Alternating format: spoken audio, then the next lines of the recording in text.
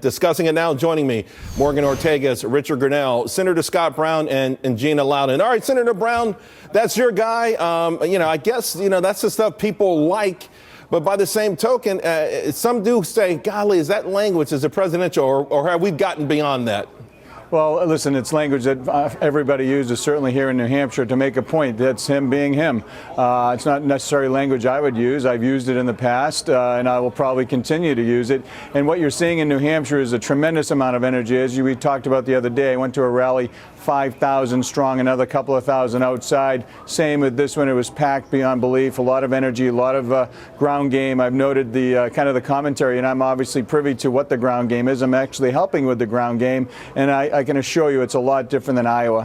What's the difference about it? Is it more retail? Is it more smaller venues? I mean, you're throwing these big numbers at us. We saw those big numbers, and we also saw an L in Iowa. Well, first of all, a second place in Iowa for somebody who's been running for 6 months, I don't consider an L, especially with all the seasoned politicians. He had no ground game there.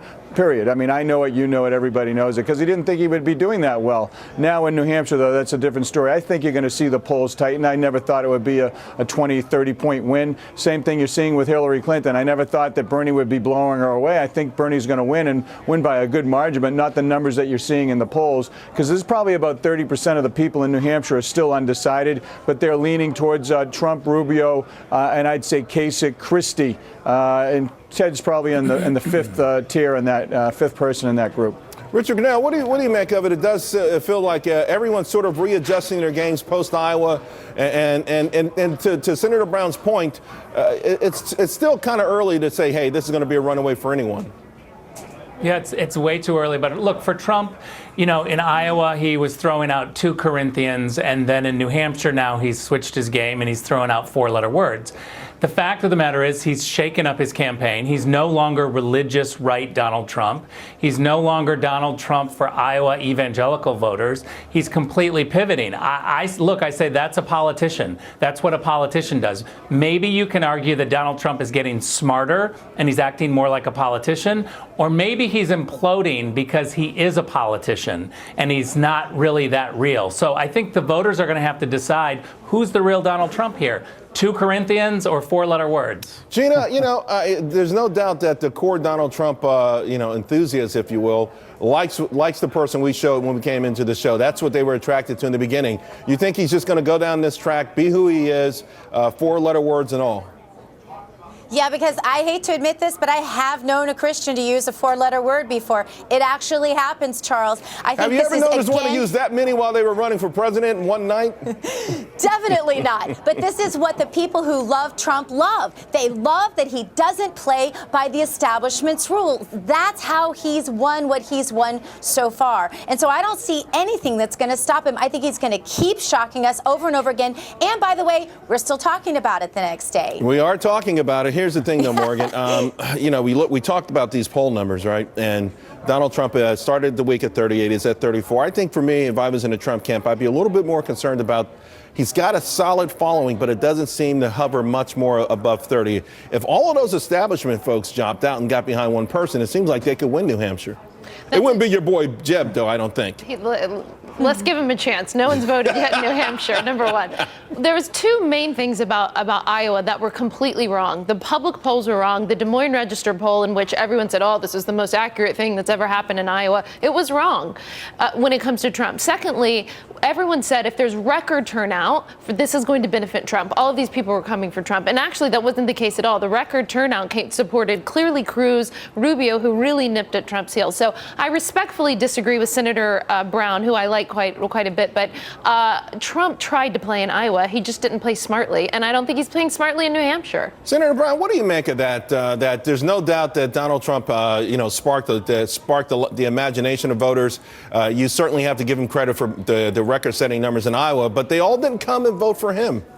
Of course not, Charles. Listen, he's been a politician for 6 months. That being said... But he's been a celebrity for about 20 years. Yeah, but that's okay. Everybody is a celebrity who's running for political office. Everybody's known by everybody, and because he's in the race, everybody's stature has gone up dramatically. That being said, and I've said it before, any one of these people running would make a better president than Hillary Clinton and Bernie Sanders, and I like them all very, very much. And the things that separate Donald from me is the fact that he's not like the others. He can go and be a change maker. He can get our economy economy moving in by bringing in brilliant people to help and do it differently than they've done it for years. And I agree with him wholeheartedly on ISIS and the border, something I've been talking about long before any of these people decided to run for office. Gina, but the point, I guess, though, is that it's one thing to spark enthusiasm, and we know that Republicans have talked about that enthusiasm gap the last two presidential elections, particularly with the selection of Mitt Romney. But having said that, can it work two ways? Can you also spark the other side? Absolutely, you can. I mean, I don't like the language myself, Charles. I'll be very honest with you. It's not like I wouldn't have a friend who talks that way. I don't want that in my president. But I think I've talked to people and I've said, you know, does this bother you? Because I'm always interested in the psychology of it. And they're like, oh, what about Churchill? What about Patton? You know, there have been others who have been public figures that are very well respected that were known to let a few words fly. I do think that Trump, you know, needs to nail down with the American public exactly who he is and what he believes in, so that people feel like they have it kind of in a package, if you will. And I hope that he'll begin to do that. But like the senator said, he is a businessman. He isn't used to being a packaged politician. Right. He doesn't have the training, and it becomes obvious once in a while. Well, listen, I curse more than probably 95% of the public, and I actually dropped the F-bomb on the air once. So, I don't want to be in a glass house, but I'm not running for president. I'm not running for president, though. We need to wash Charles. your mouth out with soap. Charles, can I add Sure. one thing, Charles? Yeah. In New Hampshire, the independents are playing in the Republican primary, and that's a big difference. It is. In the traditional ultra-left radical environmentalists are staying home, and they don't like Hillary Clinton. They don't trust her. They don't believe her. And when it comes to what that's getting $650,000, $75,000 for a speech and saying, oh, I'll look into it and maybe tell you what I was thinking about. The thing about Bernie, I don't agree with anything he says, but at least he's honest and he's sincere and he absolutely believes in what he's saying, and that's why he's going to do well here in New Hampshire, and I think in the rest of the country and be a thorn in her side. I agree with you 1,000%. When it comes to authenticity, listen, Bernie is talking the same talk he's been talking forever, know, and I think on the Republican side, that's an interesting area because we have heard what's a real conservative, who's the moderate, who's changed their opinions more often than not. The flip-flop issue may be with the Republican side right now, Morgan. Well, I think if Republicans think about electability, they cannot underestimate Bernie Sanders. I know we're going to talk a little bit about what happened in the debate last night. Hillary Clinton and her campaign's fatal flaw is that they have underestimated Bernie Sanders. If you look at the latest polling out today, Bernie Sanders in national polls is beating both Trump and Cruz in a head-to-head matchup. Not Hillary Clinton, Bernie Sanders. Bernie Sanders is, but that is a long way off and certainly premature. But Richard, I guess the question though is, there's only a few days between now and New Hampshire. If you do look at the polls, and even the Des Moines Register, I'm telling you, if you look at first and second, Rubio's position to me was not a surprise. He was the only candidate over the last 5 or 6 weeks who actually had first and second combined go up every single week. But having said that, is there enough time to really have a shocking outcome for the election next week?